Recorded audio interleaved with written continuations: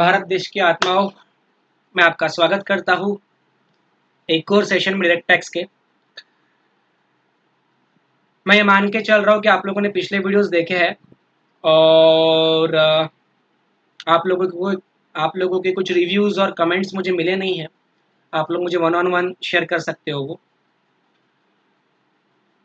अब आगे बढ़ते हुए मैंने आपको पिछले लेक्चर में कहा था कि आज हम लोग यानी अगले सेशन में हम लोग क्वेश्चन नंबर 6 करेंगे, जो कि आपके नोट्स के अंदर पेज नंबर 91 के ऊपर आपको दिया गया है। अब क्वेश्चन 6 क्या कहता है देखिए, एक बार हम लोग पढ़ लेते हैं इसको, फिर हम लोग इसे सॉल्व करेंगे, बड़ा ही आसान रहेगा। Purna has one house property at Indira Nagar. She stays with her family in the house. She stays with her family in the house. वो खुद इस घर में रह रही है। इसका मतलब क्या है? ये जो घर है ये क्या है? ये है self occupied property, self occupied house property है। तो सेल्फ ऑक्यूपाइड मानकर ये जो आपको ऊपर दिया गया है सारे डिटेल्स जो हमने पहले ही प्रोविजंस में पढ़ लिया है कि सर कैसे होते कैलकुलेशन, और देख के अकॉर्डिंगली आपको कैलकुलेट करने की कोशिश करनी है। ठीक है, आगे बढ़ते हैं। The rent of the similar property in neighbourhood is ₹25,000। इस डेटा का मुझे कुछ करना नहीं है, ये सिर्फ कंफ्यूज करने के लिए दिया है। The municipal valuation is ₹23,000 per month. ये भी कुछ काम का नहीं है। Municipal taxes paid ₹8,000। ये भी कोई काम के नहीं है। The house construction begin in April 2013। ये डेटा मेरे काम का है। With a loan of ₹20 lakhs taken from State Bank of India, Housing SBI Housing Finance Limited at the rate of 9% per annum on 1/4/2013. The construction was completed on 30/11/2015. The accumulated interest up to 31 March 2015 is ₹3,60,000. On 31st March 2020, Purna paid ₹2,40,000, which include ₹1,80,000 as interest. There was no principal repayment prior to this date. Compute Purna's income from house property for the AY 2021. ठीक है, अब यह house property self occupied है। तो अगर आपको याद है तो हमने पढ़ा था कि सेल्फ ऑक्युपाइड हाउस प्रॉपर्टी का जो कैलकुलेशन है वो स्टार्ट कहां से होगा? एनएवी से होगा। कि आप सेल्फ ऑक्युपाइड हाउस प्रॉपर्टीज और अनऑक्युपाइड हाउस प्रॉपर्टी, दो सेल्फ ऑक्युपाइड हाउस प्रॉपर्टीज का नेट एनुअल वैल्यू सीधे सीधे निकाल लोगे तो आपके आंसर का शुरुआत सीधे एनएवी से होगा। तो आपको आगे पीछे कुछ देखने की जरूरत है नहीं, एक्सपेक्टेड रेंट कैलकुलेट करने की कोई जरूरत है नहीं, म्युनिसिपल टैक्सेस कितने पेड किए क्या किए मुझे उससे भी कोई लेना देना नहीं। और सेल्फ ऑक्युपाइड हाउस प्रॉपर्टी में एनएवी अगर नहीं है तो जो स्टैंडर्ड डिडक्शन आप लोग क्लेम करते हो 30% का वो भी मिलता नहीं है। मतलब एक तो चीज क्लियर होनी चाहिए कि सेल्फ ऑक्युपाइड हाउस प्रॉपर्टी में सर हम लोग आंसर की शुरुआत करेंगे नेट एनुअल वैल्यू नील से। इसमें से सीधे हम interest on borrowed capital less करेंगे जो कि रहेगा 2 लाख या 30,000 एज द केस में भी, और नेट में आ जाएगा आपका इनकम फ्रॉम हाउस प्रॉपर्टी, एक तो लॉस या फिर नील। ठीक है, और यहाँ पे अगर हम लोग देखते हैं तो जैसे हम लोगों ने पढ़ा था प्री कंस्ट्रक्शन पीरियड के बारे में, अगर आपको याद है तो एक बार चलते हैं हम पीछे। प्री कंस्ट्रक्शन पीरियड के इंटरेस्ट के ऊपर एक बार देख लेते हैं हम लोग, ताकि आप लोगों को ये भी चीज ध्यान में रहे। क्या कहा था देखिए हमने, pre construction period prior to the previous year in which the property is acquired or constructed। यानी अगर year of loan and year in which property is acquired और कंस्ट्रक्टेड, ये दोनों ईयर्स अगर अलग अलग है तो आप इसको प्री कंस्ट्रक्शन पीरियड मानोगे, और ये प्री कंस्ट्रक्शन पीरियड का इंटरेस्ट आपको 5 साल में मिलेगा 1/5 ईच ईयर, बराबर है। अब हमारे क्वेश्चन में अगर आप लोग देखते हो तो क्वेश्चन नंबर जो हम कर रहे हैं 6 नंबर का क्वेश्चन कर रहे हैं, उसमें क्या कहा है देखिए कि आप लोगों ने स्टेट बैंक ऑफ इंडिया से, एसबीआई से आप लोगों ने हाउसिंग फाइनेंस लिमिटेड से जो लोन लिया है, कब लिया है? 1/4/2013 में लिया है।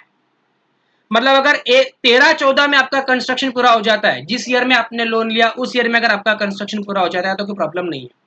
बट आपका कंस्ट्रक्शन कंप्लीट हुआ है 2015-16 में, बराबर है। आपका कंस्ट्रक्शन कब कंप्लीट हुआ है? 2015-16 में। मतलब 1 अप्रैल 2013 से लेके 31 मार्च 2014 जिस प्रीवियस ईयर में लोन लिया उस प्रीवियस ईयर में अगर आपका कंस्ट्रक्शन पूरा हो जाता था तो मुझे कोई प्रॉब्लम है नहीं। बट आपका कंस्ट्रक्शन कंप्लीट हुआ है 2015-16 में। मतलब 15-16 ये साल से आपको उस पर्टिकुलर ईयर का पूरा इंटरेस्ट मिलेगा 2015-16 से, यानी 1 अप्रैल 2015 ऑनवर्ड्स। लेकिन 1 अप्रैल 2013 से लेके 31 मार्च 2015 इस पीरियड का जो इंटरेस्ट है 13-14 और 14-15 ये पीरियड का इंटरेस्ट को मानेंगे प्री कंस्ट्रक्शन पीरियड का इंटरेस्ट, जो कि क्वेश्चन में आपको दिया है 3,60,000। बराबर है। क्रॉस कंफर्म अगर आपको करना है तो आप लोग करके देखिए कि आप लोगों ने अप्रैल 2013 को लोन लिया है 20 लाख रुपए का 9% पर एनम से, तो 20 लाख इंटू 9% ये हो गया 13-14 का इंटरेस्ट, इतना इंटरेस्ट आएगा 14-15 का, बराबर है।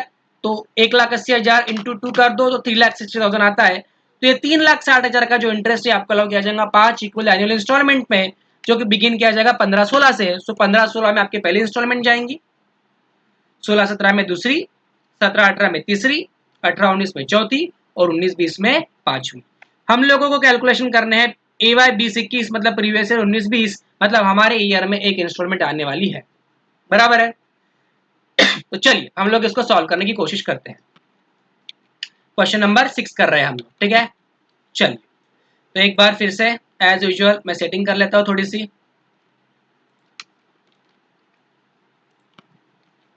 ठीक है। तो यह है क्वेश्चन नंबर 6, ठीक है। इनकम फ्रॉम हाउस प्रॉपर्टी है ना, ये मिस है, ठीक है। एसएससी का नाम देख लेते हैं हम, क्या नाम है इसका, पूर्णा, मिस पूर्णा फॉर एवाई 2021, बराबर है। और ये जो आप लोगों को कैलकुलेशंस पूछे गए हैं ये प्रॉपर्टी क्या है, self occupied house property, let out वगैरह नहीं है। This is SOP, self occupied house property, बराबर है। तो सेल्फ ऑक्यूपाइड मानकर आपको सारे कैलकुलेशंस अपने करने हैं, ठीक है। तो सेल्फ ऑक्यूपाइड का कैलकुलेशन सर हम लोग डायरेक्टली शुरू करते हैं NAV से। तो ये सारे municipal value, fair rent, standard rent, GAV ये हमें लेने की कोई जरूरत नहीं है, बराबर है। We start directly from net annual value, बराबर है। तो चलिए, तो NAV क्या है आपका, nil, sir NAV is nil, NAV लेने की जरूरत नहीं है because this property is self occupied. और स्टैंडर्ड डिडक्शन भी आपको मिलता नहीं है, बराबर है। आपको क्या मिलता है, सिर्फ और सिर्फ इंटरेस्ट ऑन बोरोड कैपिटल मिलता है, बराबर है। अब यहाँ पे इंटरेस्ट में दो पार्ट आएंगे, बराबर है। ये जो इंटरेस्ट हम लोग ले रहे हैं बोरोड कैपिटल पे, इस पे आएंगे दो पार्ट। चलिए करते हैं हम, ठीक है। तो सबसे पहला हम लोग क्या लेंगे, interest 1/5 of pre construction period installment, ठीक है। तो आपका प्री कंस्ट्रक्शन पीरियड का टोटल इंटरेस्ट कितना था, 3,60,000, इसका 1/5, बराबर है। इस साल में आपको एक इंस्टॉलमेंट मिलनी चाहिए, एम आई राइट, ठीक है। तो लो कैल से पे करो आप लोग, 3,60,000, इसका 1/5 कितना आ रहा है, 72,000 आ रहा है, बराबर है। और इसमें हम लोग ऐड क्या करेंगे, इंटरेस्ट फॉर PY 2019-20, हमारे करंट प्रीवियस ईयर का भी तो इंटरेस्ट हमको देना पड़ेगा ना। तो 19-20 का इंटरेस्ट देखिए कितना है, Purna paid ₹2,40,000 which includes interest of ₹1,80,000, बराबर है ना। 20 लाख था, उसके ऊपर 9% कितना आता, 1,80,000, बराबर है। अब मुझे 240 पेड किया, उसमें से मुझे सिर्फ इंटरेस्ट चाहिए, प्रिंसिपल से कोई लेना देना नहीं है। तो यहाँ पे इंटरेस्ट कितना आएगा, 1,80,000, बराबर है। अब टोटल इंटरेस्ट देखिए आपका कितना हो चुका है, चेक कीजिए। तो सर हमारा टोटल इंटरेस्ट आ गया 2,52,000, पर क्या मैं पूरा 2,52,000 ले सकता हूँ, आंसर इज नो, क्योंकि देखिए हमने यहाँ पे कहा है, क्या कहा है देखिए, amount of aggregate interest can not exceed कितना, ₹2 लाख। सर SOP में 2 लाख की लिमिट है, इसीलिए यहाँ पे इंटरेस्ट रिस्ट्रिक्टेड टू कितना हो जाएगा, ₹2 लाख ओनली, बराबर है। तो यहाँ पे मैं लिख देता हूँ आप लोगों के अंडरस्टैंडिंग के लिए, ताकि आप लोगों को ये चीजें ध्यान में भी रहे कि हम लोग क्या कह रहे हैं कि since it is self occupied house property, interest is restricted to ₹2 lakh, बराबर है। तो ये 2 लाख का इंटरेस्ट गया, बराबर है। तो आपका इनकम यानी कि लॉस है यहाँ पे, आप लोग इसको कहोगे लॉस फ्रॉम हाउस प्रॉपर्टी, कितना आएगा 2 लाख रुपीज। आई होप आप लोगों को ये क्लियर है, ठीक है। चलिए एक बार फिर से देख लेते हैं हम लोग कि ये पूर्णा नाम की ये जो एसएससी है, इसका एक घर है जिस घर में वो खुद रहती है। Since it is self occupied, ये जो फेयर रेंट आपको दिया है, म्युनिसिपल वैल्यू आपको दिया है, म्युनिसिपल टैक्सेस आपको दिए, ये सिर्फ कंफ्यूज करने के लिए दिए है, इसका आपको यूज करना नहीं है कहीं पर भी। अगर आपने सेल्फ ऑक्यूपाइड हाउस प्रॉपर्टी में इसका यूज किया तो आपके मार्क्स गए, 0 मार्क मिलेगा। अंडे good for health, not in exam. आगे तो सेल्फ ऑक्यूपाइड है तो इसमें इंटरेस्ट आएगा, तो सर इसमें प्री कंस्ट्रक्शन पीरियड भी है और करंट ईयर अपना लास्ट ईयर है, इसलिए उसका 1/5 का इंस्टॉलमेंट भी आया और करंट ईयर का इंटरेस्ट भी आया।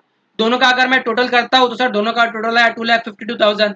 लेकिन हमें कहा गया है सेल्फ ऑक्यूपाइड हाउस प्रॉपर्टी में जो मैक्सिमम इंटरेस्ट है वो कितना हो सकता है, सिर्फ 2 लाख। इसीलिए मेरा इंटरेस्ट रिस्ट्रिक्ट कितना हो गया, ₹2 लाख पे, है ना। सिमिलर क्वेश्चन हम लोगों ने किया था सेल्फ ऑक्यूपाइड के केस में, जहाँ पे सिर्फ इंटरेस्ट के कैलकुलेशंस किए थे हम लोगों ने। अगर आप लोगों को देखना है तो आप लोग बैक जाकर जो इंटरेस्ट का हमारा क्वेश्चन था वो क्वेश्चन आप लोग देख सकते हो, जहाँ पर हमने सिर्फ इंटरेस्ट कैलकुलेशंस किए थे। मैं आपको दिखा दूं क्वेश्चन,